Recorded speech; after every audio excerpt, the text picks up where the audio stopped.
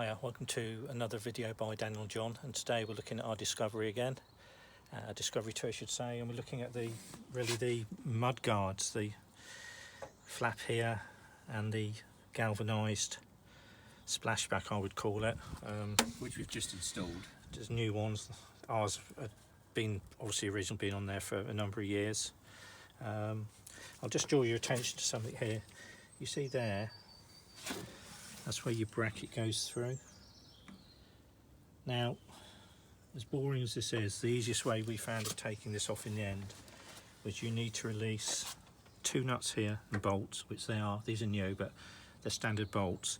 And then under here, there are two screws. So you see the back of it. There's two screws here.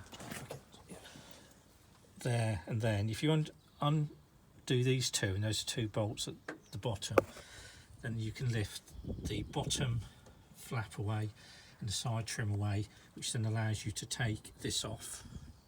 Now, the reason you need to do that, if you see this third bolt on this bracket there, that's behind the trim. Yeah. So you've got to take the trim off to get it. And then right at the top, let's get the torch.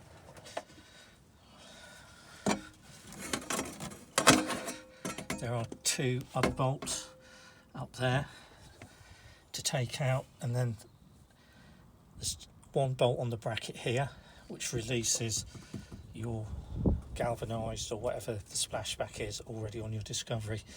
Now, we bought a new kit. We bought it off eBay. Came with a link in the description. Yeah, came with two new brackets. Yeah. Now, the brackets are in a sorry state. Now, if you look up here, you can see a big bolt there. Now, what Land Rover have done, they've riveted the top of these into it. So we tried drilling these rivets out, and they're big rivets. They just turned. So in the end, what we did, we put a screwdriver behind the old bracket at the top here, and we'd actually leave it out gently because it's quite soft metal. The bracket and the rivet popped out, so that was good. Then what we did, obviously now we haven't got any fixings, and there's no way that I know where I can get older rivets that size because they're huge. So what we did, we tapped the existing metal. There's not a lot there, but it's enough just to get in thread, and we did a 10mm tap, and we literally bolted. We've got some 10mm bolts or 10mm long thread, and we just screwed it in, and I'd say it was about 4 centimetres long. We screwed 2 centimetres in to the thread, and we put a bit of Loctite around there on the thread that we'd made with our 10mm tap, and that's how we managed to refix these on the top there. It's an easy way of doing it. There's a lot of rusty old screws and things. So what tools did we use to remove screws and things? Do you want to come back out? Yeah. So we used a variety of tools. So they're posi head screws, posi Phillips head screws. We used mole grips, didn't we? Mole grips. We used actually used a grinder at one point. Used a little bit of heat, bit of penetrating fluid. Yeah. What else did we use? The mole grips were important. Some nuts we just managed to bust off and free them, but you will need some new screws and bolts and nuts. So make sure you've got an assortment of screws and that, because we haven't used any of the old fixings on here. Yeah, so John said, as obviously with the metal part of the hot mud flap system, there's also the rubber part as well. The rubber part had two screws in here that go through these little brackets on front. So what we've done is we've riveted them with tiny little washers. And also, in regards to it attaching to this metal part, there's a metal plate in front which goes through the rubber, then just onto the back. So we clean this up. Just add those rivets are what you call peel rivets, and as you put them in, they peel open at the back. They're quite a good system. So that's where we are with that. Round here, to tidy it up, we just used sticks. It's called sticks, S-T-I-K. Need to put a little bit in there actually as well. Just to make this more secure. If you get any issues putting your trim back on, you'll see the two plastic lugs behind here the screws go into. Let's go around to the other side as well. Put some sticks in. The other side is actually slightly different, the mud guard, because of the fuel Yeah, so filler hoses and if you evap look and back things. at the video and look at the brackets are even different. So this is what this one looks like. I'll put a link in the It's got description that to this kit. basically it's got the extra bit there. This particular kit, yeah, as John says, it has an extra piece there just by protection.